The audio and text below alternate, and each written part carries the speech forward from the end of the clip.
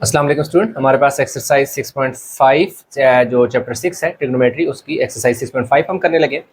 अब हमें क्या कह रहा है कि क्वेश्चन नंबर 1 में find value of X Y जी, यानी उसने हमें वेरिएबल दे दिए, यानी कि ये साइड इसने दे दिए एक्स वाई जी।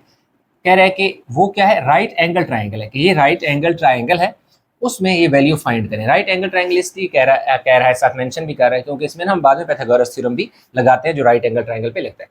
तो अभी देखें, बहुत आसान सा क्वेश्चन है, आपने लगा देना है जी। देखिए जी, एक सेकंड टेंजेंट लगाऊंगा भैया। अच्छा, एक चीज़ देखें, यहाँ पर हमारे पास क्या होता है जी, बल्कि इधर नहीं, जरा साइड पे लिख लेता हूँ ताकि बार बार मिटाना। देखिए हमारे पास ये होता है कि tangent theta is equal to perpendicular over base होता है, ठीक है। जो साइन थीटा होता है, sine theta perpendicular over hypotenuse होता है, और कास थीटा जो है वो हमारे पास बेस अवर हाइपोटेन्यूज होता है, ठीक है। ये आपने याद रखना है। अब इन तीनों में से ना एक लगाएंगे हम। अब हम यहाँ पे लगा रहे हैं टेंजेंट। साइन जो है क्यों नहीं लगा रहे, क्योंकि साइन में ये परपेंडिकुलर है और ये हाइपोटेन्यूज। साइन साइन अगर हम लगाएं तो हमारे पास एक्स और वाई आ जाएगा, ना हमारे पास एक्स की वैल्यू ना वाई की वैल्यू। तो हमेशा वो वाला लगाते हैं जिसमें हमारे पास एक नाउन हो और एक अननाउन हो। जैसे हमारे पास ये है कि हम टेंजेंट लगा लेते हैं पहले। टेंजेंट जो थीटा है, पहले फार्मूला लगा लेते हैं। टेंजेंट थीटा क्या होता है जी, परपेंडिकुलर अवर हाइपोटेन्यूज। अब देखिए टेंजेंट हमारे पास थीटा कितना है जी, 30 डिग्री है, और परपेंडिकुलर क्या है हमारे पास, एक्स है, और जो हाइपोटेन्यूज है वो हमारे पास, सॉरी, परपेंडिकुलर बेस होता है, वो क्या है जी, 4। अब जो टेंजेंट 30 है उसकी वैल्यू होती है 1/√3 is equal to X over X divide by 4। अब हमें एक्स चाहिए, तो ये जो 4 डिवाइड हो रहा है इसको इस 1 के साथ मल्टीप्लाई कर दे। 4 1 ज़र 4/√3 इज इक्वल टू क्या आ जाएगा, एक्स। तो ये हमारे पास क्या आ जाएगी जी, एक्स की वैल्यू आ गई। उसके बाद हमें दूसरा क्या चाहिए, वाई की वैल्यू। अब देखिए वाई की वैल्यू अगर हम क्या कर लें, कास का वैसे लगाएं, साइन भी लगा सकते हैं, जरा कास को चेक टेस्ट कर लेते हैं। कास थीटा होता है जी बेस अवर हाइपोटेन्यूज। तो कास 30 इज इक्वल टू बेस की वैल्यू क्या है, 4 है, और हाइपोटेन्यूज क्या है जी, z है। जो कास 30 होता है वो होता है जी √3/2 इज इक्वल टू हमारे पास क्या आ जाएगा जी, 4/z आ जाएगा, ठीक है। अब हमने करना ये है कि देखिए z को देखो z को मैं इधर मल्टीप्लाई करा दूंगा, √3 z के साथ मल्टीप्लाई हो जाएगा, और 4 मल्टीप्लाई हो जाएगा 2 के साथ, यानी 2 इधर चला गया, z इधर चला गया।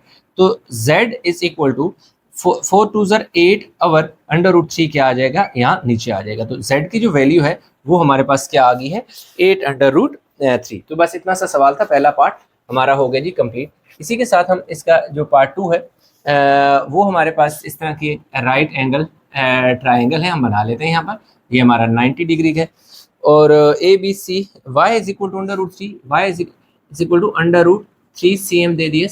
ये ए है, ये बी है, ये सी है, सही है। उसके साथ उसने हमें एक्स दे दिया और वाई दे दिया, यहाँ एक्स दे दिया, यहाँ वाई दे दिया, और ये जो है ना ये क्या बता रहा है, π/4। अब देखें π/4 का क्या मतलब होता है। देखिए π/4 का मतलब होता है π/4 इज इक्वल टू 45 डिग्री होता है। कैसे, पाई की वैल्यू होती है 180 डिवाइड बाय 4, तो 4 जो है 4 ज़र 16, 4 5 ज़र 20, तो ये देखें π/4 45 आ गया ना, तो इसलिए π/4 जो है 45 होता है, तो हम इसको 45 ही लेंगे। अब अगेन इसमें हम टेंजेंट लगा देंगे। उसकी वजह यह है कि हमारे पास टेंजेंट थीटा जो होता है वो परपेंडिकुलर अवर बेस होता है। तो टेंजेंट क्या हमारे पास आ जाएगा जी, π/4 इज इक्वल टू परपेंडिकुलर हमारे पास क्या है जी, बी सी। आप ऐसे भी लिख सकते हैं, B C our A B, ऐसे भी लिख सकते हैं, यानी पहले साइड लिखे बाद में वैल्यू। अब टेंजेंट π/4 की जगह आप पुट कर दें 45 वैल्यू, और वही लिखा रहने तब भी सही है। देखो कितना आ जाएगा जी, 45 इज इक्वल टू ये आ जाएगा जी √3, और नीचे क्या आ जाएगा एक्स। टेंजेंट 45 की वैल्यू होती है 1 इज इक्वल टू √3/x। तो x 1 ज़र x इज इक्वल टू √3, तो ये हमारे पास क्या आ जाएगा जी, x की वैल्यू आ गई है जो कि √3 आ गई, ठीक होगी। अब अगेन हम क्या लगा देंगे जी, कास 30 की वैल्यू, cos π/4 is equal to cos होता है जी कास थीटा, बल्कि ऐसे लिख लेते हैं ना, कास थीटा लिखा हुआ बल्कि थीटा, तो कास थीटा जो है वो हमारे बेस अवर हाइपोटेन्यूज होता है। कास तो एंगल हमारे पास अगेन जो है 30 डिग्री है, और बेस जो है वो हमारे पास क्या है जी, एक्स है, और जो हाइपोटेन्यूज है वो हमारे पास वाई है। जो कास 30 होता है वो 1 ओवर अंडर रूट क्या होता है जी, 2 होता है, और एक्स की वैल्यू क्या है, अंडर रूट 3 और यह हमारे पास क्या आ जाएगा y। अब क्रॉस मल्टीप्लाई करो, y को 1 से मल्टीप्लाई करो तो y multiply by 1 is equal to under root 3 और अंडर रूट 2 आपस में क्या हो जाएंगे, मल्टीप्लाई हो जाएंगे। तो y 1 ज़र क्या हो जाएगा जी, y हो जाएगा। और अंडर रूट इनको एक ही अंडर रूट में लिख लो, यानी 3 और 2 को, तो ये है हमारे पास y is equal to under root 6 और ये सेंटीमीटर, और इसके साथ भी सेंटीमीटर यूनिट लगा दें। इसमें क्या, क्योंकि z, अच्छा इसमें एक सेकंड, इसमें क्या था जी, ये z है, ये y नहीं है, ये बल्कि क्या है, ये z है, तो x अवर यहाँ z आ जाएगा, सही हो गया। तो यहाँ पे भी हमारे पास क्या है जी, z है, यहाँ पे भी z लिख दें, और ये y की वैल्यू नहीं है बल्कि z की, y तो उसने हमें खुद दे दी है ना, y is equal to under root 3। तो ये दोनों इसके पार्ट हो गए, वीडियो को पास करके उतार लें। अच्छा, पार्ट 3 आ गया जो कि उसने हमें ये दे दिया, और पार्ट 4 उसने हमें ये दे दिया। अब हम क्या करेंगे कि इसमें हम अगर लगा लें जी इसकी वैल्यू, काज की वैल्यू लगा लेते हैं, ठीक है। क्यों कि काज है बेस और हाइपोटेन्यूज, बेस हमें नहीं पता तो और हाइपोटेन्यूज हमें पता है, इसलिए हम ये लगाएंगे तो हमारे पास आ जाएगा काज, यानी एक नाउन होता है और एक अननाउन होता है, बेस और हाइपोटेन्यूज। टेंजेंट लगाते हैं तो जी दोनों अननाउन होते हैं, इसलिए नहीं लगा सकते। अब देखिए हमारे पास क्या आ जाएगा जी, काज एंगल हमारे पास कितना है जी 60, बेस हमारे पास x है, और ये हमारे पास क्या है जी जो हाइपोटेन्यूज है वो 2 है। तो जो काज होता है जी 60 की वैल्यू वो होती है जी 1/2 इज इक्वल टू x अवर 2। अब ये 2 इस तरफ आके मल्टीप्लाई करा दें, 2 multiply by 1/2 is equal to x, 2 से cancel, x is equal to 1 centimetre हमारे पास आ जाएगा, ठीक है। अब x की वैल्यू भी हमारे पास आ गई है जो कि हमने निकाली 1 सेंटीमीटर। अब हम टेंजेंट लगा देंगे, ठीक हो गई। अब हमारे पास टेंजेंट थीटा क्या होता है, परपेंडिकुलर अवर बेस होता है। तो टेंजेंट एंगल कितना है जी 60, और परपेंडिकुलर y है, और बेस हमारे पास क्या है जी यानी x है, तो उसकी जगह हम क्या लिख देंगे, चलें x लिख दें। जो ये होता है ना, इसकी वैल्यू होती है अंडर रूट 3, सही है, और y, और इसकी जो वैल्यू है 1 है, तो under root 3 multiply by 1 is equal to y, तो y is equal to under root 3 centimetre. हम इसके आंसर भी चेक कर लेते हैं। ये हमारे पास पार्ट था जी, अंडर रूट 3 है और 1, बिल्कुल ठीक है। अब हमारे पास ये पार्ट 4 आ गए। इसमें क्योंकि हमारे पास ये परपेंडिकुलर अननाउन है, बेस हमारे पास नाउन है, तो हम एक दफ़ा टेंजेंट लगाएंगे जिसमें हमारे पास एक नाउन दूसरा अननाउन, फिर हम काज लगाएंगे क्योंकि काज में हमारे पास बेस और हाइपोटेन्यूज है, ये एक नाउन एक अननाउन। तो पहले हम टेंजेंट लगा लेते हैं या पहले काज लगा दें, उससे कोई फर्क नहीं पड़ता। परपेंडिकुलर अवर क्या होता है जी, बेस। तो टेंजेंट एंगल कितना है जी 45, तो इधर 45 लगा दें। परपेंडिकुलर आपके पास क्या है जी x है, और बेस जो है वो आपके पास क्या है जी 4। तो टेंजेंट 45 की जो वैल्यू होती है ना वो 1 होती है, 1 इज इक्वल टू x अवर 4। अब ये जो 4 है इधर आके मल्टीप्लाई करा दें x, तो x की वैल्यू क्या आ जाएगी 4 1 ज़र 4 सेंटीमीटर। अब x की भी वैल्यू आ गई। अब हम लगा देंगे cos theta, cos theta is equal to base over hypotenuse. अच्छा ये देखें, जब इसकी भी वैल्यू आ जाती है, दो साइड आ जाए, तो तीसरी साइड में पाइथागोरस थ्योरम को अप्लाई करके भी आप निकाल सकते हैं। ये मैं निकालता हूँ, फिर पाइथागोरस से भी थोड़ा आपको आइडिया दे देता हूँ। कास थीटा की जगह मैं क्या लिख लूँगा जी 45, और बेस मेरे पास क्या है जी 4 है, और हाइपोटेन्यूज मेरे पास क्या है जी z, जो मैंने फाइंड करना है। इसकी वैल्यू हमारे पास 40 कास 45 जो होता है ना, कास 45 हमारे पास होता है 1 over under root 2 is equal to 4 over z। अब क्रॉस मल्टीप्लाई, z 1 ज़र यानी z को मल्टीप्लाई कराया 1 से, और 4 को मल्टीप्लाई किया अंडर रूट 2 से, तो z 1 ज़र z is equal to 4 under root 2 centimetre. तो ये देखिए हमारे पास दो वैल्यू अननोन की, एक x की और दूसरी z की, तो दोनों हमने फाइंड कर ली। अच्छा, इसके साथ अगर ये दो चीज़ें आपके पास आ जाती हैं, ये सेकंड मेथड सिर्फ आपको एक्सप्लेन करने के लिए बता रहा हूँ कि अगर आपको कहीं इस तरह कराया जाता है तो आपने परेशानी होगी। जैसे यहाँ पे हम x निकाल चुके हैं, तो ये हमारे पास 4 सेंटीमीटर आ जाएगा। अब by apply Pythagoras theorem, by जब आप वैल्यू फाइंड कर लेते हो x की, तो PYTHORT पाइथागोरस, पहले GORES थ्योरम, ठीक है। वो इस तरह ये होता है कि हाइपोटेन्यूज का square is equal to perpendicular का स्क्वायर और बेस का स्क्वायर।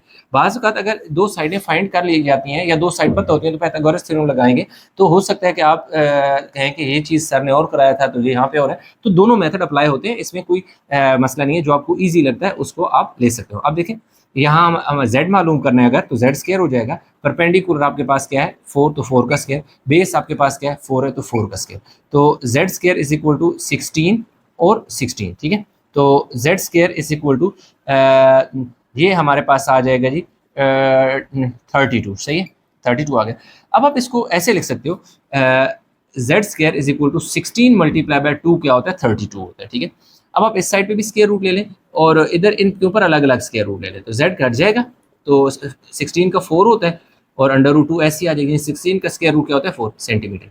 तो अब आप देखें कि आप चाहें तो यहाँ से लेकर यहाँ तक कर लें, या जब आप यहाँ तक कर लेते हैं उसके बाद पाइथागोरस थ्योरम लगाकर ये कर लें, तो इसलिए इससे कोई फर्क नहीं पड़ता, जो मर्जी मेथड लगाएं दोनों ठीक है। और क्वेश्चन नंबर 1 जो था उसके 4 पार्ट थे, 4 कर लिए हमने।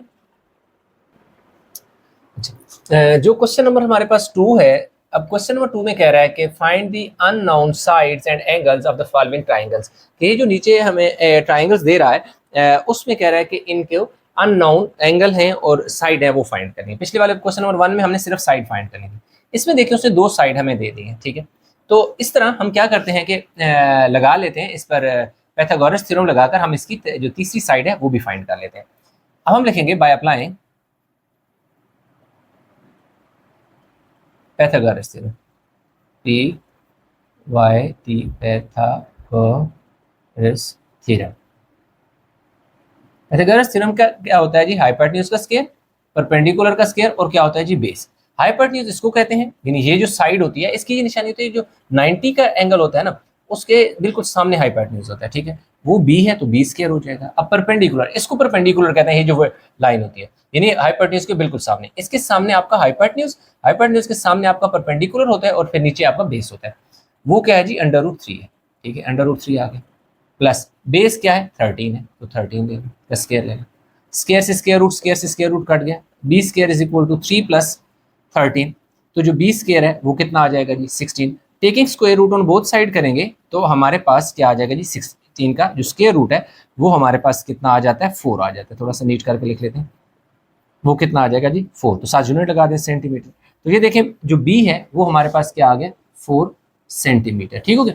अब हमने करना ये है कि ऐसा करते हैं कि हम निकाल लेते हैं एंगल कोई भी, जैसे हमारे पास ये एंगल है, इसकी अगर हम बात करें तो हम लगा लेते हैं जी साइन, बल्कि टेंजेंट लगा लेते हैं, ठीक है। Tangent theta is equal to perpendicular और क्या होता है बेस। तो टेंजेंट एंगल कौन सा है जी, एंगल आएगा हमारे पास ए आएगा, इस एंगल की बात हो रही है। और परपेंडिकुलर क्या है अंडर रूट 3 है और यहाँ क्या है जी अंडर रूट 13 है, ठीक हो गया जी। अब हम अंडर रूट 3 की जो वैल्यू होती है ना हमारे पास टेंजेंट एंगल ए, जो इसकी वैल्यू होती है 1.732 होती है, ठीक है। और जो 13 है उसकी हम वैल्यू देख लेते हैं कि अंडर रूट 13 जो है उसकी वैल्यू हमारे पास क्या आ जाएगी,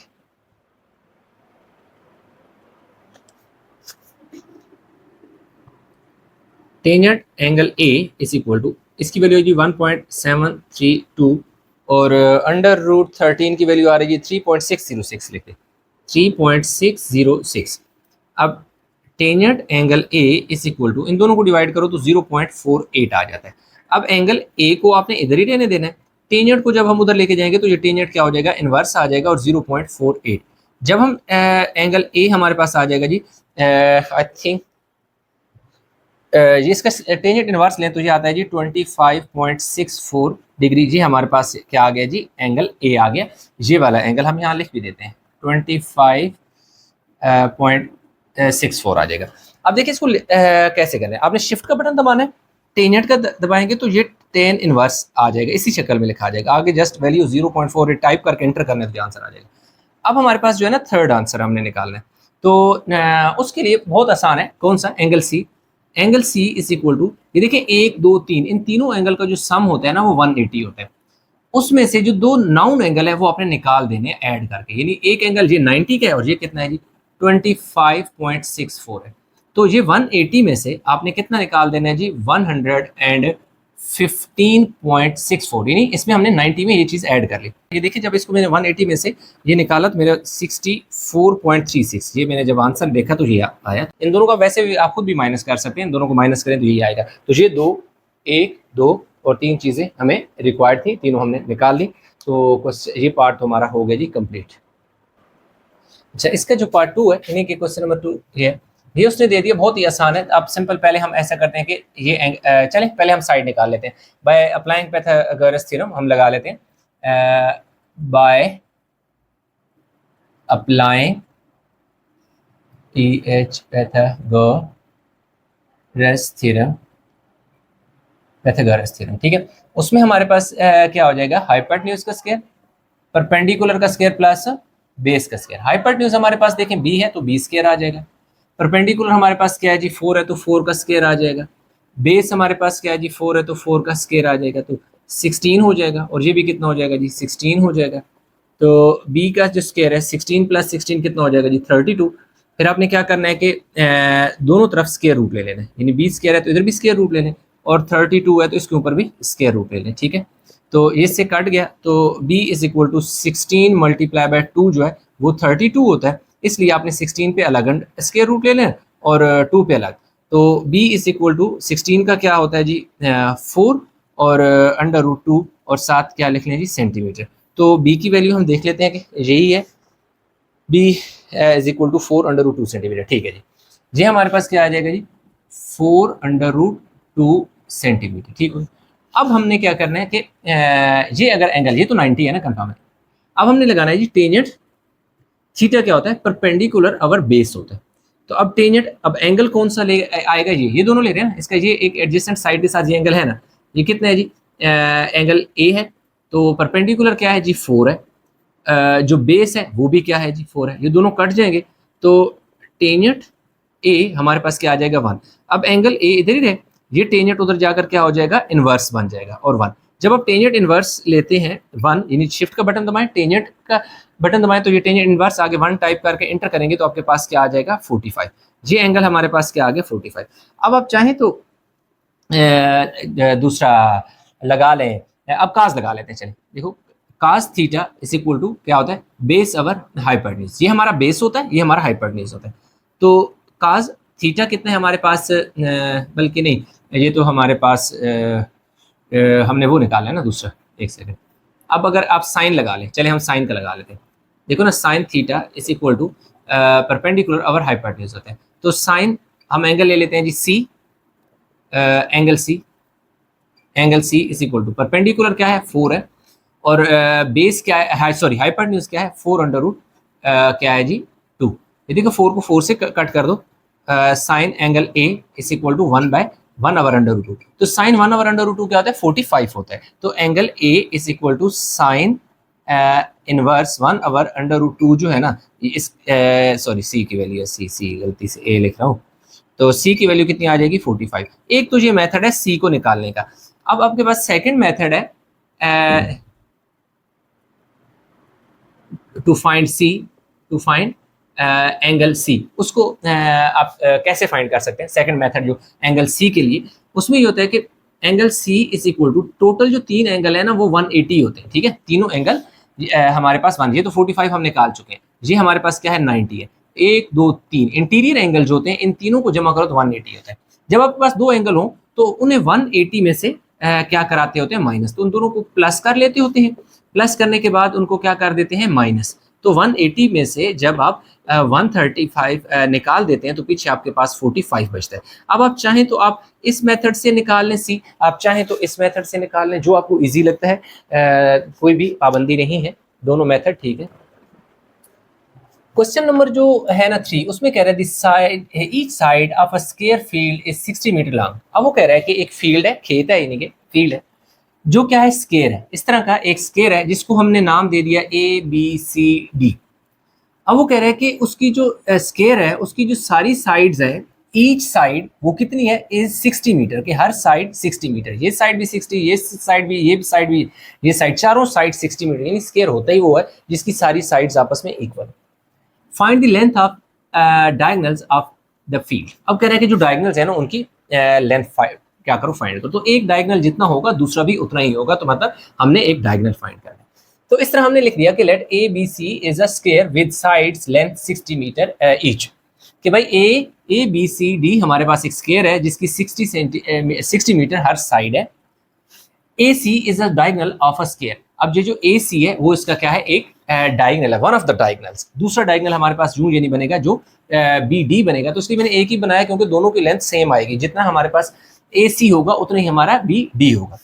अब इस तरह मैंने क्या किया कि ये जो पीस है ना, एक ट्राइंगल बन रही है, ये वाली राइट एंगल ट्राइंगल बन रही है, इसको मैंने निकाल के यहाँ लिख दिया।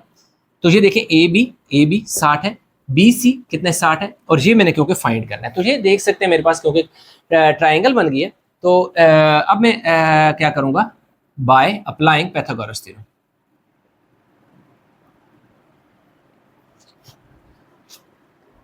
बाय अप्लाइंग पाइथागोरस थ्योरम, अब वो क्या होता है, वो होता है जी हाइपोटेन्यूज का स्क्वायर, परपेंडिकुलर का स्क्वायर और बेस का स्क्वायर। हाइपोटेन्यूज क्या है, ये मेरे पास ए सी है, तो ये मैंने फाइंड करना है, तो ए सी का स्क्वायर आ जाएगा। जो परपेंडिकुलर है वो मेरे पास बी सी है, तो मैं पहले वो लिख लेता हूँ साइडें, और बेस जो है वो ए बी है उसका स्क्वायर। अब क्योंकि ये तो मैंने फाइंड करनी है, ऐसे ही रहने दें। बी सी मेरे पास देखो कितनी है 60, 60 का देखो स्क्वायर, और ए बी क्या है 60 है, तो इसका भी स्क्वायर। ये मेरे पास कितना हो जाएगा 3600, और ये भी मेरे पास क्या हो जाएगा 3600, ठीक है। ये टोटल हो जाएगा 7200 हो जाएगा, सही है, 7200 हो जाएगा। अब ये मेरे पास क्या आ जाएगा जी, ए सी का स्क्वायर। फिर आपने क्या करना है, taking square root on both side, इस साइड पे भी स्क्वायर रूट ले लें और इस साइड पे भी स्क्वायर रूट ले लें, यहाँ से कट गया ए सी इज इक्वल टू। अच्छा, इसको कैसे आप लिखें, इसको आप लिख सकते हो, अगर मैं 3600 को मल्टीप्लाई करूँ ना 2 से, तो मेरे पास 7200 आता है। वैसे तो आप प्राइम फैक्टर निकाल लें, वो काफ़ी लंबा काम है, तो सिंपल सी बात है 36 2 72 होता है, तो इसलिए मैंने इसको ऐसे लिख दिया। इसको मैंने इस स्क्वायर रूट अलग लिख दिया, इसका अलग लिख दिया, सही है, इस 2 के ऊपर मैंने अलग लिख दिया। अब 3600 का जो स्क्वायर होता है ना, स्क्वायर रूट होता है, वो होता है जी 60, और ये क्या होता है जी √2, और यहाँ मेरे पास क्या आ जाएगा जी ए सी, ये सेंटीमीटर आ गया, सही है।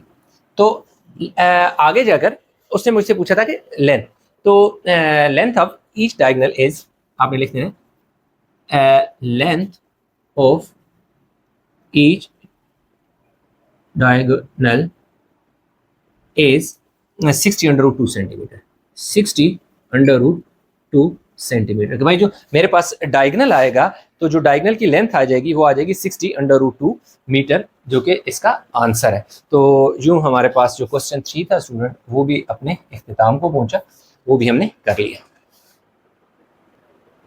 अच्छा, क्वेश्चन नंबर जो 4 है ना स्टूडेंट, उसमें कह रहा है कि solve the following triangles when angle B 90 degree. अब वो ये कह रहा है कि उसने ना हमें यहाँ पर 6 पार्ट दे दी हैं, इस 6 पार्ट में हमें ना असल में वो राइट एंगल ट्राइंगल दे रहा है। क्यों? क्योंकि वो बता रहा है कि व्हेन एंगल बी 90 डिग्री, तो जब एक 90 डिग्री हमारे पास एंगल होता है तो वो हमारे पास राइट ट्राइंगल होती है, ठीक है, राइट एंगल ट्राइंगल होती है, यानी यहाँ पर जो एंगल 90 डिग्री का होता है उसे हम राइट एंगल कहते हैं, और इस वजह से ये जो ट्राइंगल होती है ये राइट एंगल ट्राइंगल कहलाती है।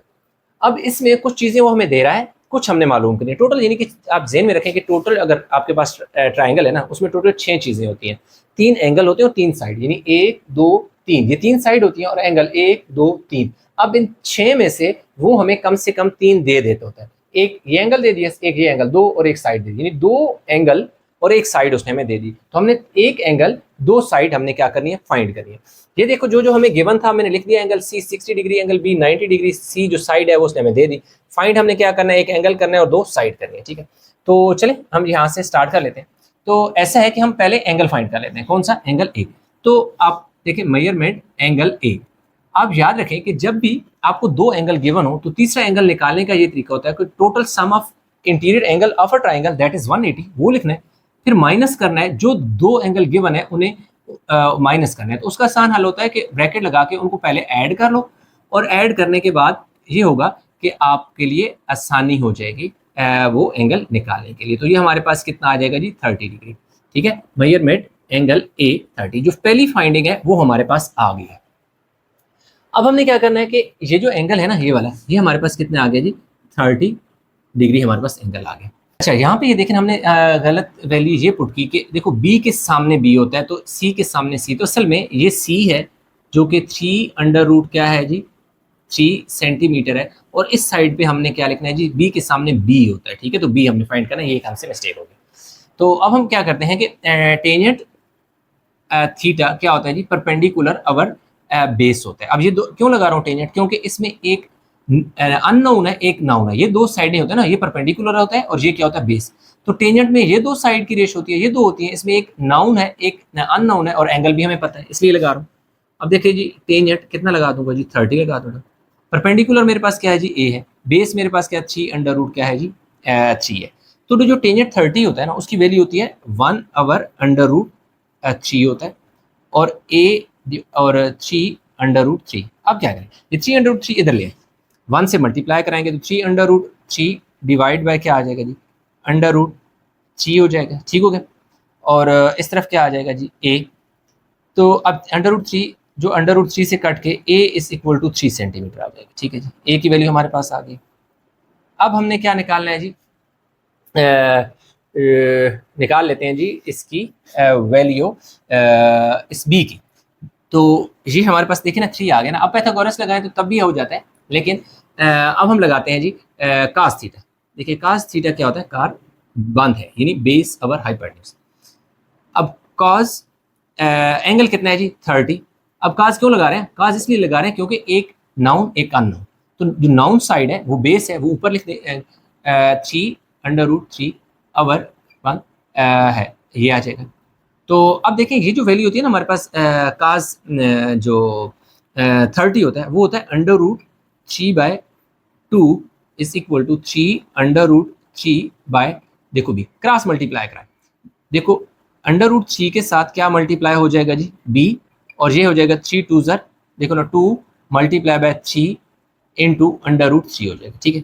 अब ये जो 3 इस साइड पे मल्टीप्लाई हो रहा है उधर जाकर डिवाइड हो जाएगा, तो b इज इक्वल टू 2 3 ज़र 6 अंडर रूट 3, और ये जो 3 मल्टीप्लाई हो रहा है ये देखें इसके नीचे आके डिवाइड हो गया, इससे ये कट भी जाएगा, तो b is equal to 6 centimetre. तो ये देखें हमारे पास ए की भी वैल्यू आ गई, बी की भी, और जो है एंगल, 3 साइड चीज़ें उसने दी हुई थी, 3 हमने फाइंड करनी थी, हमने कर ली। अच्छा, जो 2 है 4 का पार्ट 2, उसमें एक एंगल सी दे दिया, एंगल बी भी दे दिया, 8 दे दी, यानी 2 एंगल एक साइड दे दी, 2 साइड और एक एंगल फाइंड करना है। सबसे पहले हम एंगल फाइंड कर लेते हैं। एंगल कौन सा फाइंड करना है, मेजरमेंट एंगल ए। तो आपको बताया हुआ है कि जब 2 एंगल गिवन हो, जैसा कि इस क्वेश्चन में है, तो आप क्या करते हैं 180 में से ना जो 2 एंगल गिवन है उनको प्लस करके माइनस करा देते हैं, ठीक है, क्योंकि ये 90 का उसने खुद बताया हुआ है कि बी जो है वो बी को आपने हमेशा ये रखना है, ए बी सी ऐसे लिख लें या ए बी सी ऐसे लिख लें, कोई फर्क नहीं पड़ता। तो यहाँ पे ये 90 डिग्री का होता है, ये देखें ये 90 है और ये 45 है, इसलिए तो 180 में से 135 को जब आप माइनस कराओगे तो आपके पास जो एंगल ए आएगा वो भी आपके पास कितना आ जाएगा जी, 45 डिग्री। अब देखें आप हमारे पास ये एंगल भी आ गया जो कि 45 है, पीछे रहेगी दो साइड। अब हम टेंजेंट लगा देते हैं, आसान है क्योंकि टेंजेंट में हमारे पास tangent theta is equal to perpendicular और क्या है, बेस है। देखो परपेंडिकुलर हमारे पास है, बेस हमने फाइंड करना है, और एंगल हमारे पास है, इसलिए हमारे लिए आसान हो गया। टेंजेंट एंगल कितना लगा दोगे, 45, बेस यानी कि परपेंडिकुलर क्या है, पर ये परपेंडिकुलर है 8, और बेस आपके पास क्या है, सी हमने फाइंड करनी है। इसकी जो वैल्यू होती है ना टेंजेंट 45 की, वो होती है 1 is equal to 8 over C, तो सी यानी multiply by 1 is equal to 8, तो सी 1 ज़र C is equal to 8 centimetre. तो ये यूनिट लास्ट पे आपने लिख देना। हमारे पास ये भी कितना आ जाएगा जी, 8 सेंटीमीटर आ जाएगा। अब हमने क्या करना है कि थर्ड साइड फाइंड करनी है। पाइथागोरस थ्योरम लगाएं आपकी मर्जी, लेकिन मैं यहाँ पर कास थीटा लगाने वाला हूँ, वो आसान हो जाएगा। कास थीटा होता है का बेस अवर क्या हो जाएगा, हाइपोटेन्यूज। अब देखें कास एंगल कितना है हमारे पास, 45 डिग्री है, बेस कितना है जी 8, बेस हमारे पास देखिए ना 8 है, और हाइपोटेन्यूज क्या है जी बी है। अब जो ये जो 45 होता है ना वो ये होता है 1/√2 होता है, ठीक है, और इधर क्या आ जाएगा 8 अवर बी, क्रॉस मल्टीप्लाई। देखो b को 1 से मल्टीप्लाई कराएं और 8 को √2 से मल्टीप्लाई कराएं, तो b 1 ज़र b इज इक्वल टू 8 √2 और 7 यूनिट लगा दें सेंटीमीटर। तो ये देखिए हमारे पास 1 2 3 चीज़ें हमने फाइंड करनी थी, तीनों चीज़ें हमने फाइंड कर ली। अच्छा, क्वेश्चन नंबर 3 जो है 4 का पार्ट 3, इसमें ए उसने 12 दे दिया, सी 6 दे दिया, एंगल बी 90 है, दो एंगल ए और सी फाइंड करने और एक साइड फाइंड करनी है। पहले जो उसने दो क्वेश्चन दिए उसमें दो एंगल और एक साइड गिवन दे रहा था, जिसमें हमने एक एंगल और दो साइड फाइंड करनी होती थी, जबकि इसमें दो साइडें दे दी, एक एंगल। पिछले में दो साइड, जो दो एंगल एक साइड होती थी, अब इसमें दो साइड एक एंगल, दो एंगल फाइंड करने और एक साइड फाइंड करनी। ये देखो हमने बना ली। हमेशा आपने यहाँ पे ना 90 रखना है, क्योंकि उसने खुद बताया है कि where B when B angle B 90, ये 90 होगा, ठीक है। दो साइड हमें गिवन है, हम ऐसे करते हैं कि 30 साइड निकाल लेते हैं, वो पाइथागोरस थ्योरम लगा देते हैं। H square is equal to P square plus B square. H जो है वो हमारे पास यानी कि हाइपोटेन्यूज होता है, ये साइड हाइपोटेन्यूज होती है। देखो बी स्क्वायर परपेंडिकुलर, ये देखें ये 12 है, देखो 12 का स्क्वायर, और जो बेस है वो हमारे पास 6 है, देखो 6 का square. B square is equal to 144 plus कितना हो जाएगा जी 36। तो B square is equal to 6 और 4 10 हो जाएगा, और ये हो जाएगा जी 180। चेक कर लेते हैं, हाँ ठीक है 180 बनता है। अब हमने क्या करना है इसका एक और sir, B square is equal to 36 multiply by I think 5 होता है, 5 6 30 0 5 3 0, यस। अगर 36 को 5 से मल्टीप्लाई करो तो हमारे पास क्या होता है जी 180 होता है।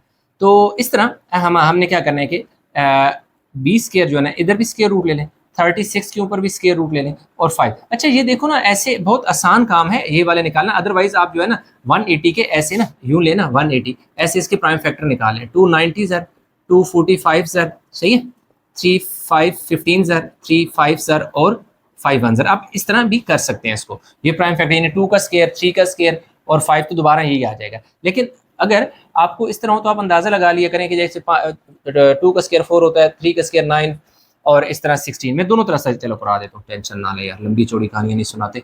देखिए 6 आ जाएगा, √5 आ जाएगा, और सेंटीमीटर, एक तो ये तरीका है, सही है।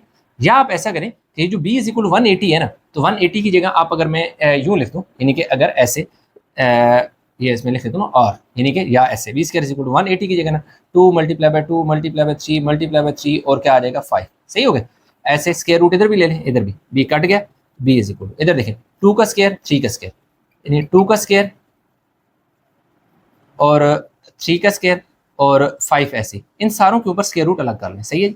अब ये कट गया तो b इज इक्वल टू 2 बचेगा, 3 बचेगा और 5। तो ये देखें 6√5 इज इक्वल टू b। आप चाहें तो इस तरह निकाल लें, आप चाहें तो इस तरह निकाल लें, दोनों तरह से आप कर सकते हैं, कोई मसला नहीं है।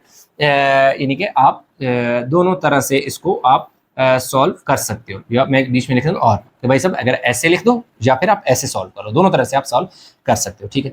तो ये हमारे पास क्या आ गया जी 6 क्या आ गया 5, सही हो गया।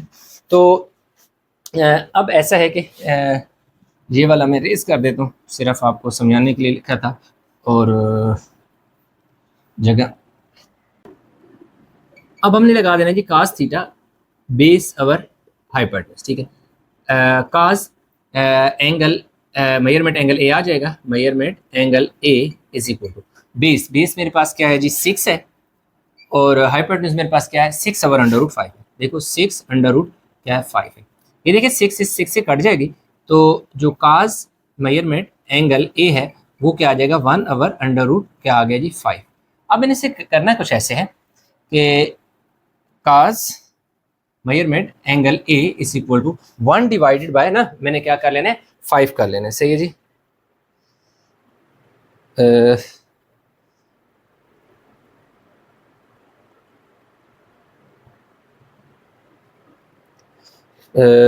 1 को डिवाइड करना है जी मैंने √5 से, 1 डिवाइड बाय √5, तो ये मेरे पास आ जाएगा जी 0.447 आ जाएगा। तो मेजरमेंट एंगल ए इधर ही रह जाएगा, ये काज उधर जाकर काज इनवर्स हो जाएगा, और 0.447। तो मेजरमेंट एंगल ए जो है, अगर इसी का मैं क्या ले लूँ जी इनवर्स ले लेता हूँ, where is cos, cos inverse 0.447, ठीक है। तो ये मेरे पास आ रहा है जी 63.4 डिग्री, ये मेरे पास आ गया जी एंगल ए। अब मेरे पास ये वाला तो एंगल आ गया ना, ये 63.4 अगर आ गया, तो अब मैंने क्या निकालना है ये जो थर्ड एंगल निकालना है सी, तो ये तो बहुत आसान है। Angle C is equal to sum of interior angle that is 180 minus given angle that is 90 degree plus 63.4। अब हमारे पास ये हो जाएगा जी 180 डिग्री माइनस, इन दोनों को ऐड करूंगा तो 153 पॉइंट क्या आ जाएगा जी 4, 153.4 आ गया। एक तो ये मोबाइल बार बार बंद हो रहा है, तो इसको 180 में से माइनस मैंने करना है जी 153.4, तो मेरे पास 26.6 डिग्री आ गया। ठीक है, तो angle C is equal to 26 point, measurement angle C is equal to 26.6 degree, ये मेरे पास क्या आ गया जी तीसरा एंगल आ गया।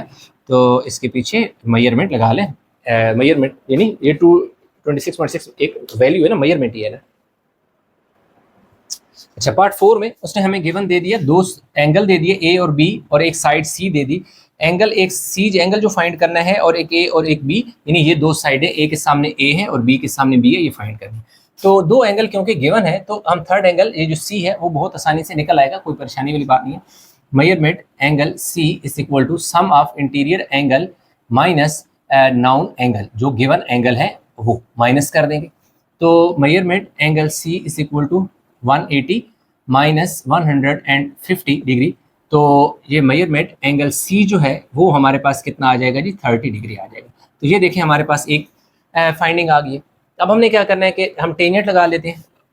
टेंजेंट थीटा क्या होता है, परपेंडिकुलर अवर क्या होता है बेस, क्योंकि परपेंडिकुलर फाइंड करना है, बेस हमारे पास है गिवन है, एक नाउन एक अननाउन को यूज करते होते हैं।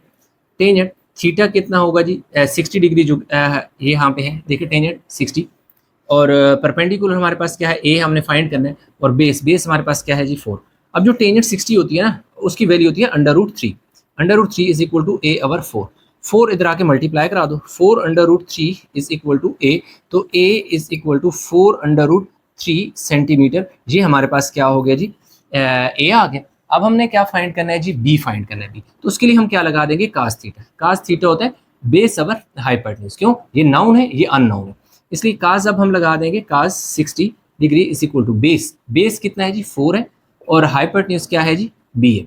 ये जो होता है ना हमारे पास कास 60, इसकी वैल्यू होती है कास 60 की वैल्यू होती है जी हमारे पास 1/2। देखो 1/2 is equal to 4 over B, cross multiplication, B को 1 से मल्टीप्लाई करा दो और 2 को 4 से मल्टीप्लाई करा दो, बी 1 ज़र बी इज इक्वल टू 4 2 ज़र 8 सेंटीमीटर। तो ये देखें हमारे पास 1 2 3 चीज़ें हमने फाइंड करनी थी, तो ये हमारे पास तीनों चीज़ें जो है वो फाइंड हो गई हैं। अभी हम नेक्स्ट क्वेश्चन की तरफ मूव करते हैं। अच्छा, ये जो क्वेश्चन हमने चौथा किया ना, पांचवा भी बिल्कुल उसी तरह ही है। तो पहले हम एंगल निकाल लेते हैं। Measurement angle C is equal to 180 minus जो गिवन एंगल है दैट इज 90 प्लस 30 डिग्री, क्योंकि ये देखें ना ये एंगल 90 है, तो ये हमारे पास 180 माइनस 120, तो हमारे पास कितना आ जाएगा जी 60 डिग्री आ जाएगा। ठीक हो गया जी, मेजरमेंट एंगल सी फाइंड हो गया जी, ये हमारे पास 60 डिग्री आ गया।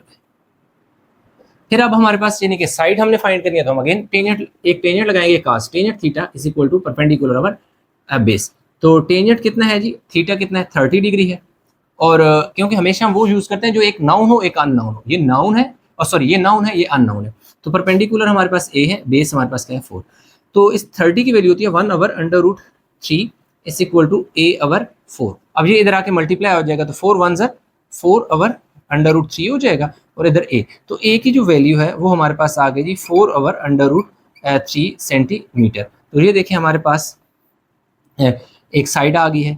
अब हमने दूसरी साइड फाइंड करनी है, तो कास थीटा होता है बेस ओवर हाइपोटेन्यूज, एंगल हमारे पास है एक साइड भी है एक फाइंड करनी है, तो इसलिए कास लग जाएगा, cos theta is equal to base over hypotenuse. ठीक है जी, ये बी है, तो काज कितना लगेगा, काज ये एंगल लगेगा 30। वैसे अब दो साइड्स तो आ गई है ना, एक उसने हमें दी हुई है, दूसरी ये है, तो आप पैथागोरस लगाएं तब भी हो जाएगा, लेकिन ये थोड़ा इजी होता है कंपैरेटिवली पैथागोरस।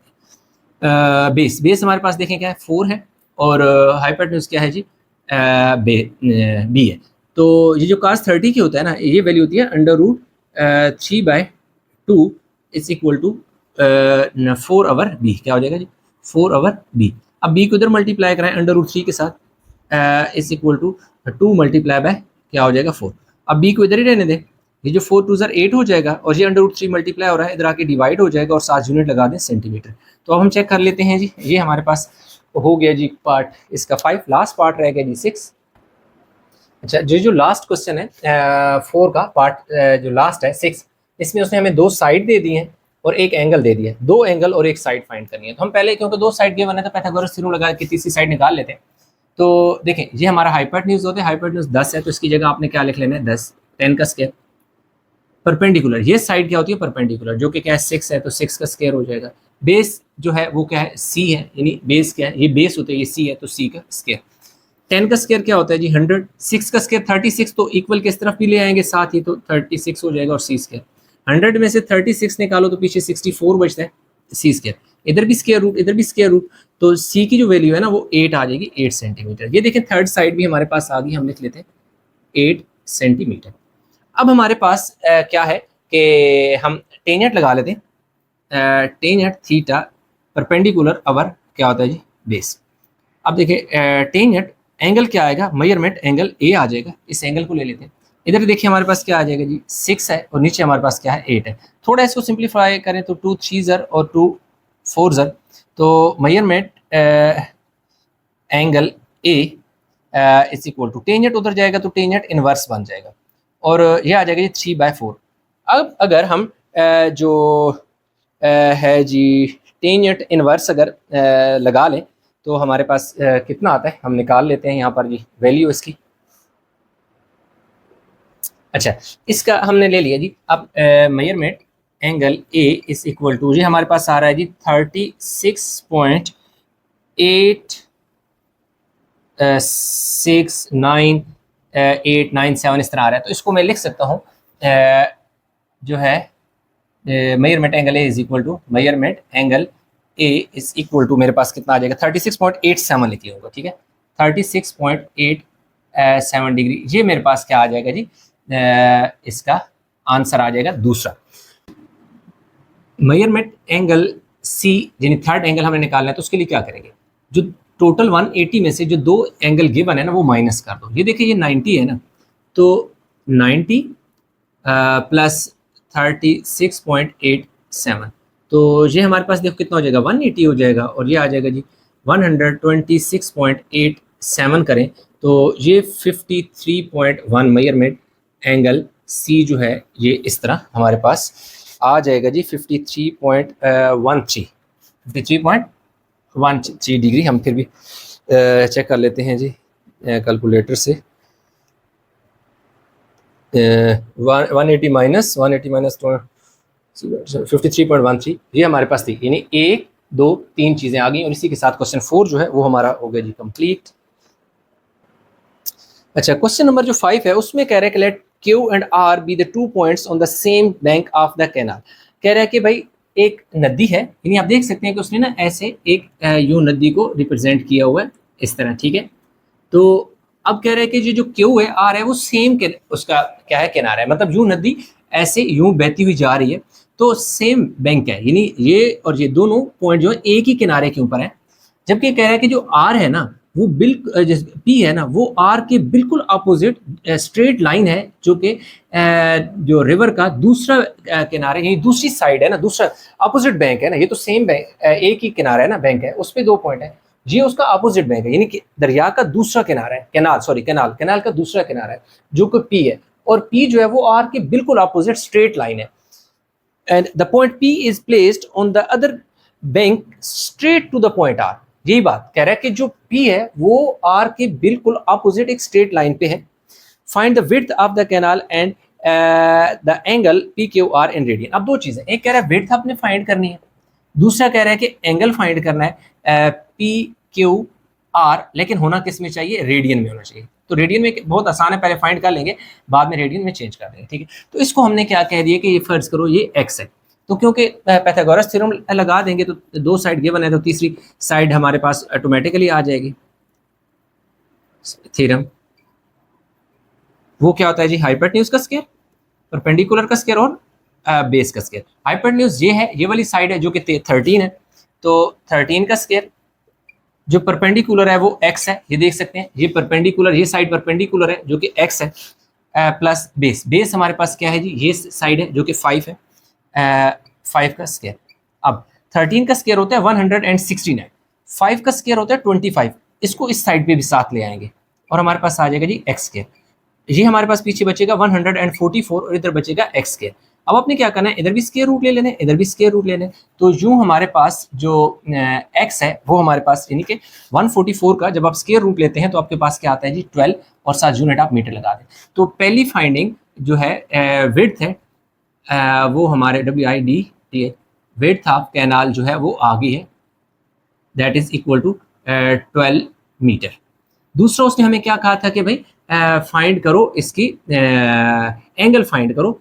किस एंगल की बात कर रहे हैं जी, PQR है ना, PQR यानी PQR इस एंगल की बात कर रहे हैं। तो ये साइड जो है ये हमारे पास कितनी आ गई है, ये आ गई जी 12 मीटर आ गई, सही है। तो अब हम क्या करेंगे कि लगा देंगे tangent measurement angle Q is equal to बल्कि पहले ऐसे लगा देते हैं, tangent theta is equal to perpendicular over क्या होता है जी बेस। तो एंगल हमारे पास कौन सा है जी, एंगल PQR है और जो परपेंडिकुलर है वो हमारे पास 12 है और जो बेस है वो ये देखो ये परपेंडिकुलर है जो कि 12 है, बेस हमारे पास क्या है 5 है, सही।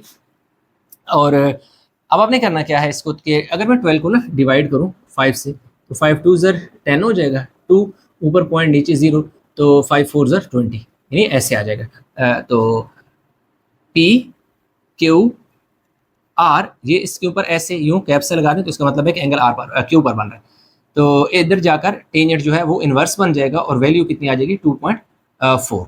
तो PQR इज इक्वल टू, अच्छा जी अब हमारे पास इसकी हम ले लेते हैं जी वैल्यू निकाल लेते हैं।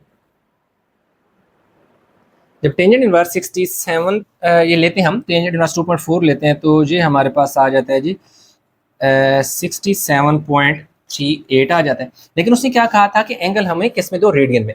तो ये डिग्री में है ना, तो डिग्री को अगर आपने रेडियन में चेंज करना है तो आप क्या करते हो, ये 67.38 जो है ना इसको आपने मल्टीप्लाई कराना है पाई बाय 180 से, पाई बाय 180 हो गई, ठीक होगी।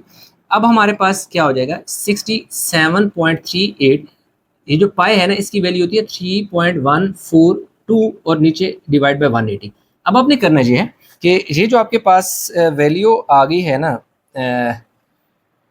कितनी जी 67.38 मल्टीप्लाई करना है आपने इसे 3.142 से, 3.142। तो इसको 67.38 को मल्टीप्लाई किया 3.142 से, जो आंसर आया उसको आपने डिवाइड करा देना है किसके साथ जी 180 के साथ।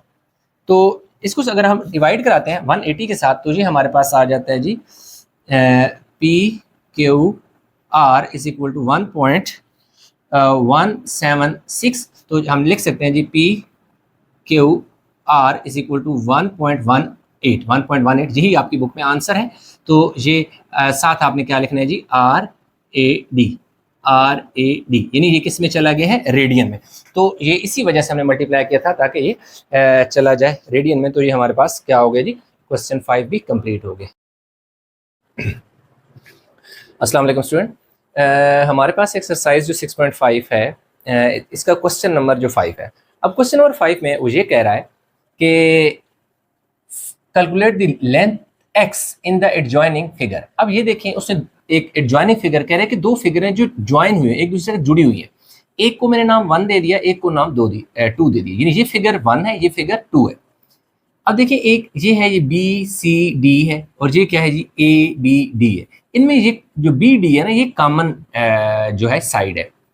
अब आप ये देखें ये जो मेरे पास फिगर 1 है इससे अगर मैं यूं घुमाऊंगा ऐसे ऐसे घुमाऊं तो लाज़िम बात है जब ऐसे घुमाऊंगा तो ये जो है ये नीचे आ जाएगा जो कि CD होगा 8 सेंटीमीटर, और जब ऐसे घूमेगा तो ये जो साइड है BC ये ऐसे हो जाएगी और ये इसी तरह मेरे पास ये वाली जो BD है ये ऐसे आ जाएगी। दूसरी जो फिगर 2 है उसको मैं जो है इसको ऐसे मैंने ना क्लॉकवाइज घुमाया ना, तो इसको मैं एंटी क्लॉकवाइज घुमाया। ऐसे जब मैं घुमाऊंगा तो ये जो AB है ये नीचे आ जाएगा और जो ये वाली साइड है बी डी, ये ऐसे वर्टिकल खड़ी हो जाएगी और ये मेरे पास ए डी जो है ना, ये मेरे पास क्या बन जाएगा जी, इसका हाइपोटेन्यूज बन जाएगा। अब वो ये कह रहा है कि इन दोनों फिगर को देखो मैंने सेपरेट करके बना दिया ताकि आपको कंसेप्ट अच्छी तरह समझ आए। उसने कहा है कि एक्स फाइंड करो, तो एक्स जो है वो फिगर नंबर 1 में है। ये जो फिगर 1 है उसमें जो एक्स की वैल्यू है वो मैंने फाइंड करनी है, जबकि इधर क्या है 8 है। इसमें एक साइड मुझे गिवन है और दो साइड गिवन नहीं है, तो इस मेरे पास दो साइड होना जरूरी है। अगर मेरे पास ये हाइपोटेन्यूज होता तो फिर तो मैं इन दोनों साइड को यूज करते हुए बाय पाइथागोरस थ्योरम लगाता और मेरे पास एक्स की वैल्यू आ जाती। तो सबसे पहले मैं क्या फाइंड करूंगा, बी डी फाइंड करूंगा। अब ये जो बी हमारे पास डी है, बी डी, अब इस बी डी के लिए मुझे ये करना पड़ेगा कि मैं फिगर 2 को पहले सॉल्व करूंगा। क्यों कि देख सकते हैं फिगर 2 में दो साइड गिवन है। ये देखिए दो साइड हमारे पास क्योंकि गिवन है, तो इन दो साइड की हेल्प से मेरे पास तीसरी साइड जो कि बी डी आ जाएगी। तो बी डी देख सकते हैं ये कॉमन साइड है, अगर जितनी लेंथ इधर बी डी की होगी वही लेंथ इधर बी डी की होगी। तो यूं हमारे पास क्या हो जाएगा, ये आसानी से पाइथागोरस थ्योरम लगा के मैं फाइंड कर सकूंगा। ये दोनों राइट एंगल ट्राइंगल है। ये देख सकते हैं इधर भी 90 का एंगल बना हुआ है और इधर भी मेरे पास क्या हुआ है 90 का एंगल बना हुआ है। तो 1 बाय 1 करके इसको हम सॉल्व करेंगे। तो इधर आपने लिख देना है, मेंशन करना है कि in triangle B C D, कि हम ट्राइंगल बी सी डी को सॉल्व कर रहे हैं। ठीक हो गया, सॉरी नहीं, A B D, A B D, B C D तो सेकंड में सॉल्व होगा ना। ए बी डी जो क्या है फिगर 2 है, इसके साथ आपने इधर लिख बेशक मेंशन कर दें कि फिगर नंबर 2 को हम पहले सॉल्व करेंगे। इसमें हमें गिवन क्या क्या है, इसमें हमें गिवन है जी A B is equal to 10 centimetre, A D जो है ए डी जो है वो हमारे पास कितना है जी 17 सेंटीमीटर है। और जो बी फाइंड क्या करना है, देखिए फाइंड में हमारे पास क्या आ जाएगा, बी डी जो है उसको हमने क्या करना है जी फाइंड करना है। ठीक हो गया। अब आपने लगाना है bye applying Pythagoras theorem, applying Pythagoras theorem. अब वो क्या होता है, हाइपोटेन्यूज का स्क्वायर, परपेंडिकुलर का स्क्वायर और बेस का स्क्वायर। सही। अब ये हमारे पास क्या होता है, हाइपोटेन्यूज होता है जो कि बी डी है, तो इधर लिखते हैं बी डी का स्क्वायर। अब आपके पास परपेंडिकुलर, सॉरी हाइपोटेन्यूज आपका ए डी है, ए डी है। हाइपोटेन्यूज आपके पास क्या है, ए डी है। जो स्लोप में साइड होती है ना, ये जो स्लोप में ऐसे टेढ़ी सी लाइन होती है ना, वो क्या होता है आपका हाइपोटेन्यूज होता है। और हाइपोटेन्यूज के बिल्कुल सामने वाली साइड पे आपका परपेंडिकुलर होता है और नीचे आपका क्या होता है बेस। तो परपेंडिकुलर हमारे पास बी डी है जो कि हमने फाइंड करना है, और जो बेस है वो हमारे पास क्या है जी ए बी है। अब हमने क्या करना है 1 बाय 1 इसमें वैल्यू पुट करनी है। 17 ए डी की वैल्यू 17 है, बी डी जो है वो फाइंड करना है, ए बी 10 है। ये देखिए 17 का जो स्क्वायर होता है ना वो होता है 289। 10 का स्क्वायर क्या होता है 100, तो इधर आकर माइनस हो जाएगा और इधर क्या आ जाएगा बी डी का स्क्वायर। अब आपने ये करना है कि ये बच जाएगा जी 189 is equal to B D का देखो स्क्वायर। इसको तरतीब से लिख देते हैं बी डी। इसका स्क्वायर दोनों तरफ स्क्वायर रूट लेने की जरूरत नहीं है, इसको इसी तरह रहने दें क्योंकि हमें आगे जाकर बी डी स्क्वायर की ही वैल्यू पुट करनी है। ठीक है, तो इसको ना बेशक 1 कह दो। अब आपने लिखना है नाउ इन ट्राइंगल ए नहीं B C D, in triangle B C D साथ आप मेंशन कर लें भाई फिगर हम कौन सी यूज कर रहे हैं 1। ठीक है, अब again by applying Pythagoras theorem, by applying Pythagoras theorem, applying Pythagoras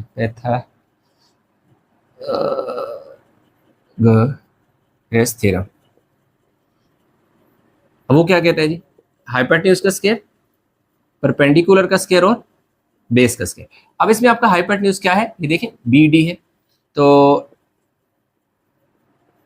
B D का स्क्वायर, परपेंडिकुलर आपका क्या है बी सी है तो बी सी लिख लें बी सी का स्क्वायर, और जो बेस है बेस आपके पास सी डी है तो आपने सी डी का स्क्वायर ले लेना। ठीक है, अब बी डी, अब बी डी का स्क्वायर ये देख सकते हैं कि हमें स्क्वायर ही आगे चाहिए था, इसलिए मैंने इसका दोनों तरफ स्क्वायर रूट लेके फाइंड नहीं किया।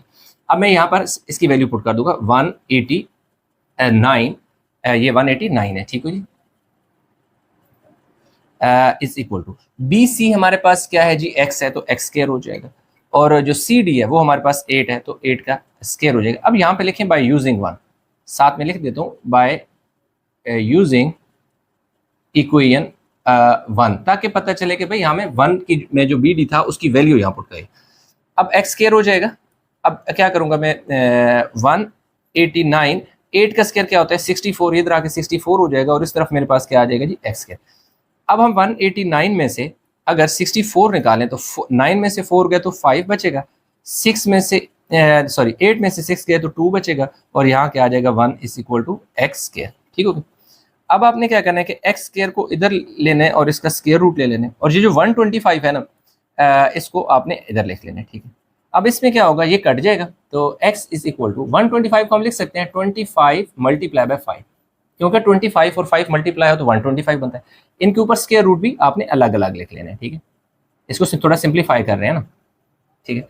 अब हमारे पास x जो है वो क्या आ जाएगा, 25 का स्क्वायर रूट लो तो 5 आता है, और इसके साथ क्या आ जाएगा 5, और यूनिट क्या होता है सेंटीमीटर, तो x की वैल्यू हमारे पास क्या आ गई है x इक्वल टू 5/√5। तो उसने यही कहा था कि find length x in the following, तो x हमारे पास 5/√5 हो गया, और ये क्वेश्चन हमारा कंप्लीट हो गया।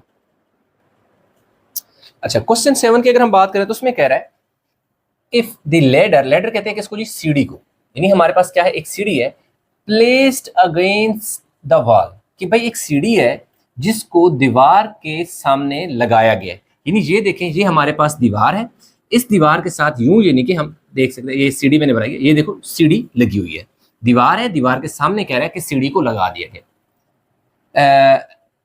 Place the wall such that the foot of the ladder is 2 metre away from the wall.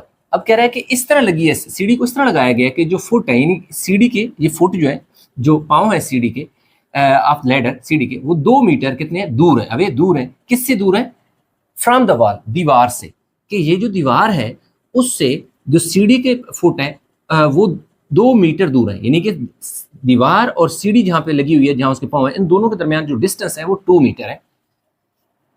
If the length of the ladder is 8 metre, कह रहा है कि ये जो सीढ़ी है अगर कितनी लंबी हो 8 मीटर हो, find the length of height of the wall, ये बताएं कह रहा है कि दीवार की हाइट कितनी है, यानी कि जहाँ पे ना वो सीढ़ी जिधर तक पहुंची हुई है उधर तक उसकी जो हाइट है वो कितनी है। तो ये देख अब हमने क्या किया कि लेट कर लिया height of a wall x metre कर दिया, distance between foot of a ladder foot of ladder wall and wall यानी दीवार और जो सीढ़ी का पाँव है उसके दरमियान जो फासला है वो 2 मीटर है। अब बाय अप्लाइंग पाइथागोरस थ्योरम, वो क्या है पाइथागोरस थ्योरम होता है हाइपोटेन्यूज का स्क्वायर परपेंडिकुलर का स्क्वायर बेस। अब हमारे पास हाइपोटेन्यूज ये साइड होती है यूं जो स्लाइड में होती है वो है, वो हमारे पास क्या है ए सी है, तो आपने लिख देना जी ए सी का स्क्वायर, परपेंडिकुलर हमारे पास क्या है जी बी सी। अच्छा बेस को पहले परपेंडिकुलर को बाद में लिखते हैं उससे कोई फर्क नहीं पड़ता, बी सी, और बेस हमारे पास क्या है जी ए बी का स्क्वायर। अब इसमें वैल्यू पुट कर देनी है, जो ये देखें ए सी जो है हमारे पास ए सी की वैल्यू कितनी है जी 8 है, तो आपने लिख देना जी 8 का स्क्वायर। बी सी जो है उसको हमने क्या कहा हुआ है एक्स, तो बी सी की जगह आपने क्या लिख देना है जी एक्स का स्क्वायर प्लस ए बी हमारे पास क्या है जी 2। तो इसका जो अगर हम स्क्वायर लें 8 का तो 8 64 होता है, और जो 2 का स्क्वायर है वो 4 होता है, तो 4 ये 2 का स्क्वायर 4 इधर आके माइनस हो जाएगा और इधर आ जाएगी जी एक्स स्क्वायर। अब एक्स स्क्वायर को मैं इस साइड पे लिख देता हूँ और यहाँ मेरे पास क्या बच जाएगा 60।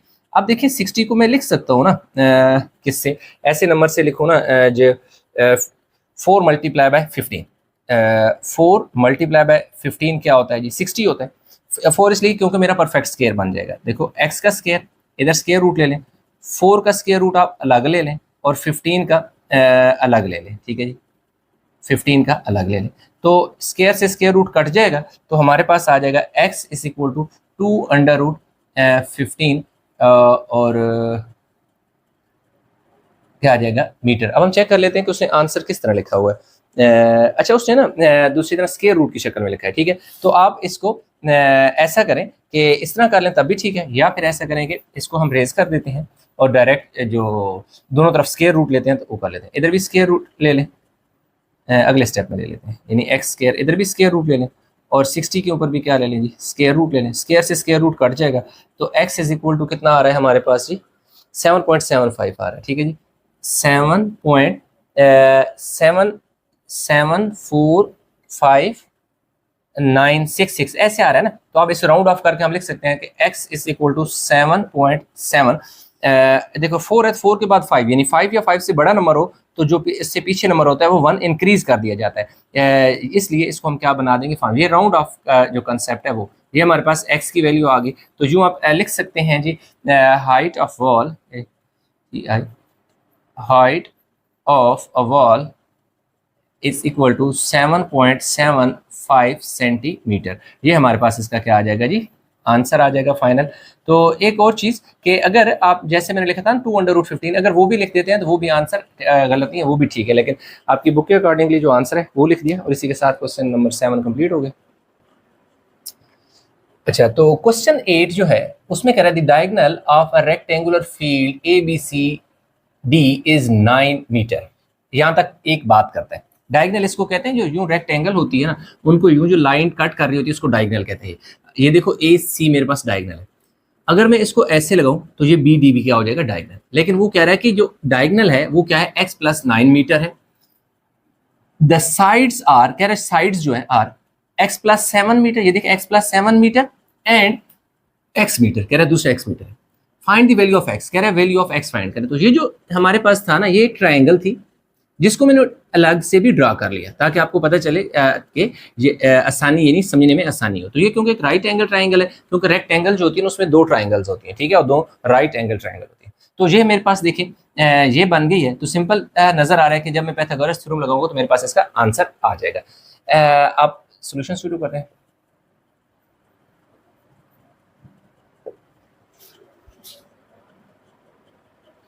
अच्छा, इसमें देखिए हमारे पास लेंथ ऑफ डायगोनल AC जो है x + 9 है। ये देखिए ये डायगोनल है जिसको यहाँ लिखा हुआ है x + 9 है। लेंथ ऑफ साइड AB, जो साइड AB है वो क्या है, x + 7 है। x + 7 लिख दिया, x + 7 metre. Length of side BC, जैसे देख सकते हैं BC जिसको अलग भी ड्रा किया हुआ है वो क्या है, x मीटर है, वो लिख दिया। ये तो हमें गिवन था। फाइंड हमने क्या करना है, वैल्यू ऑफ x हमने फाइंड करनी है। इनफैक्ट हमें लेंथ ऑफ साइड BC हमने फाइंड करनी है, क्योंकि जो x है ना वो हमने फाइंड करनी है। बाय अप्लाइंग पाइथागोरस थ्योरम क्या होता है, हाइपोटेन्यूज का स्क्वायर, परपेंडिकुलर का स्क्वायर और बेस का स्क्वायर। हाइपोटेन्यूज ये देखें, ये वाली साइड जो होती है ये हाइपोटेन्यूज होती है, वो लिख दिया, दैट इज AC। दूसरी साइड जो है परपेंडिकुलर, ये देख सकते हैं क्या है, BC है, तो BC का स्क्वायर लिख दिया। और बेस हमारे पास AB है तो उसका स्क्वायर। अब इसकी वैल्यू पुट कर देते हैं। हमारे पास क्या है जी, x + 9 का स्क्वायर हो जाएगा ये, और जो BC है, BC हमारे पास देखें x है, तो यहाँ क्या आ जाएगा जी, x का स्क्वायर, और AB जो है x + 7 है तो उसका स्क्वायर। अब यहाँ देखें इधर और इधर इन दोनों जगह यहाँ फार्मूला एक यूज होगा a + b का होल स्क्वायर, जो कि इक्वल होगा a² + b² + 2ab। अब इस पे भी यानी x + 9 पे भी फार्मूला अप्लाई होना है और x + 7 पे भी होना है। तो ये देखें यहाँ पर a², यानी a² है ना, तो एक इसका मतलब है यानी x का स्क्वायर, b मेरे पास क्या है 9 है तो 9 का स्क्वायर +2 फार्मूले का, यानी देखो a² + b², b हमारे पास क्योंकि 9 है, फिर +2 फार्मूले का ab, a से मुराद यानी कि x है और b से मुराद मेरे पास क्या है 9 है। फिर देखिए इक्वल का साइन है, इक्वल का साइन, ये वाला x² ऐसे ही आ जाएगा, प्लस इधर देखिए इधर भी फार्मूला a + b का होल स्क्वायर लगेगा, a² है ना, तो इसका मतलब है x का स्क्वायर ले लो, प्लस b², b हमारे पास क्या है 7 है तो 7 का स्क्वायर, +2 फार्मूले का a हमारे पास x है और b हमारे पास क्या है 7 है। ये हो गया। अब हम देखें अगर x का स्क्वायर खोलें तो हमारे पास क्या आ जाएगा जी, x²। अब आगे क्या, 9 का स्क्वायर, 9 9 81 होता है तो 81 हो जाएगा। आगे देखें 2 9 18 और 7 x है तो क्या आ जाएगा, 18x हो जाएगा। फिर इक्वल टू x² प्लस कौन सा x², इस x², x का स्क्वायर लेंगे तो x² हो जाएगा, प्लस 7 का स्क्वायर लेंगे तो 7 7 49 हो जाएगा। और आगे 2 7 14 और 7 x आ जाएगा, 14 और 7 क्या आ जाएगा जी, x आ जाएगा। अब ऐसा है कि थोड़ा सा एक स्टेप और कर लेते हैं, इस तरतीब से लिख लो जी, 18x + 81 इज इक्वल टू कितना हो जाएगा जी, 2x²। ये कितना हो जाएगा जी, 14x, और 7 कितना हो जाएगा जी, 49। अब ऐसा करिए सारी वैल्यू को उधर ले जाए, तो मैं इस इधर से लिखना शुरू कर देता हूँ, 2x², ये वाला x² उधर जाकर क्या हो जाएगा, माइनस हो जाएगा। अब देखिए मेरे पास क्या 14x है, लिखा रहने दें, ये 18 उधर जाकर क्या हो जाएगा, -18x। अब देखें प्लस 49 है तो 49 लिख दो, ये 81 उधर जाएगा तो माइनस 81 हो जाएगा, ये सारी वैल्यू उस तरफ चलेगी तो इस तरफ क्या बच गया 0। अब देखें यहाँ क्या बचेगा जी, एक्स स्क्वायर, 2x में से एक एक्स गया तो एक्स स्क्वायर बचेगा। अब 18 में से 14 चला गया तो मेरे पास कितना बचेगा, 4x बचेगा, लेकिन साथ साइन में लगाऊंगा माइनस का, बिकॉज 18 इज ग्रेटर देन 14।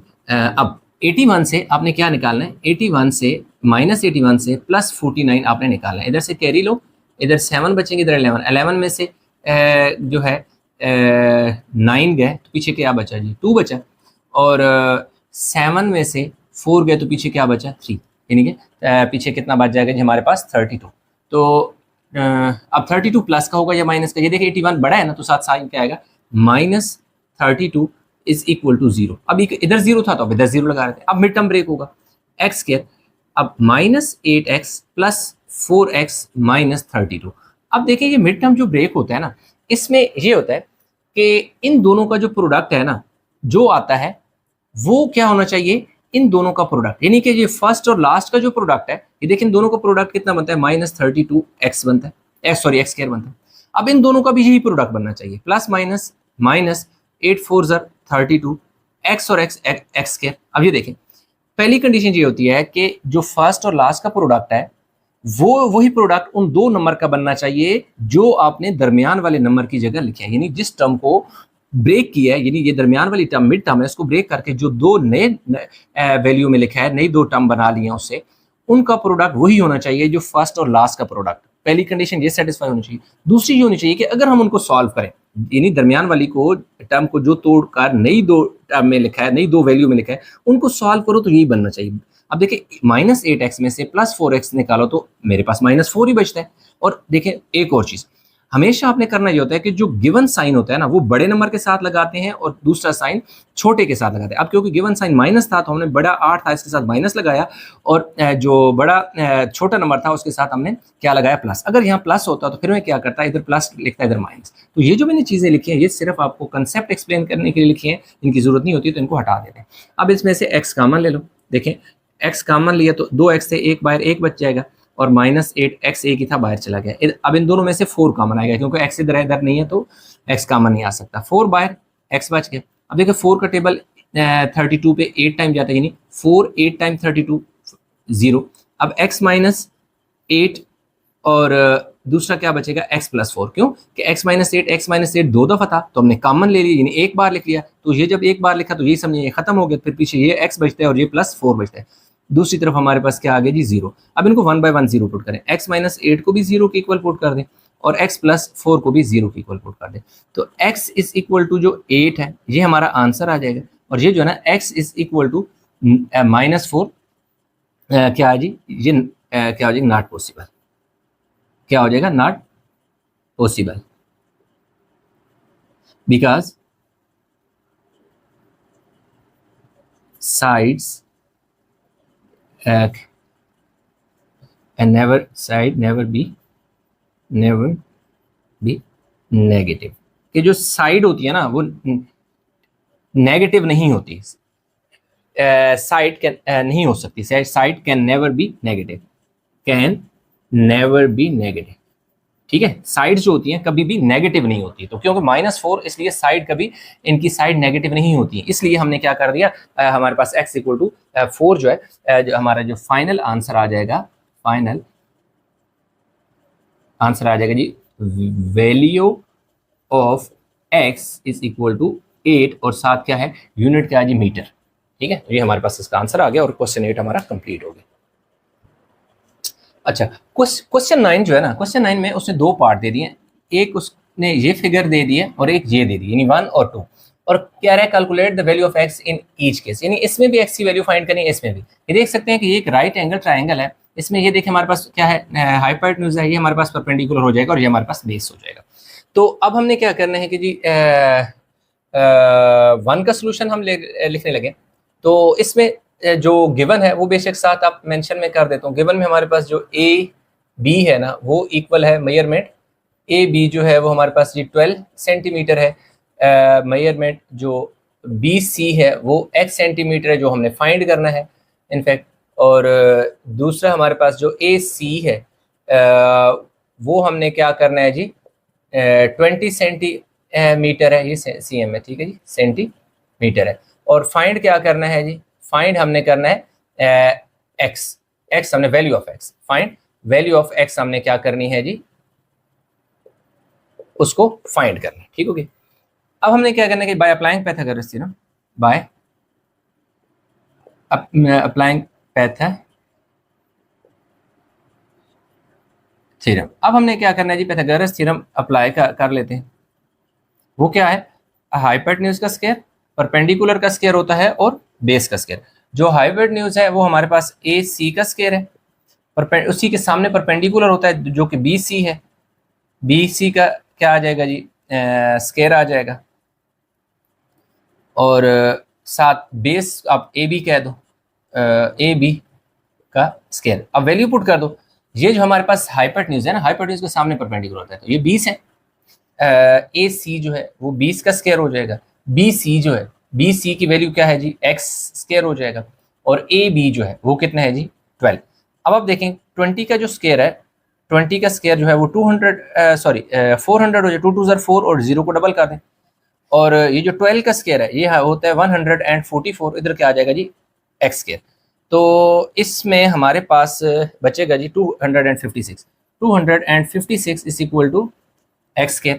तो अब हमने क्या करना है कि जो एक्स स्क्वायर को मैं इधर लिख देता हूँ, और 256 इधर भी स्क्वायर रूट, इधर भी स्क्वायर रूट, एक्स एक्स से कट जाएगा, एक्स इक्वल टू ये होता है 16 मल्टीप्लाई बाई 16 भी आप कर सकते हैं, 16 का स्क्वायर हो जाएगा, और फिर स्क्वायर से स्क्वायर रूट कट के, तो X is equal to 16 centimetre आ जाएगा। ये मेरे पास क्या हो गया जी, क्वेश्चन 9 का पहला पार्ट जो है वो उसका आंसर आ गया।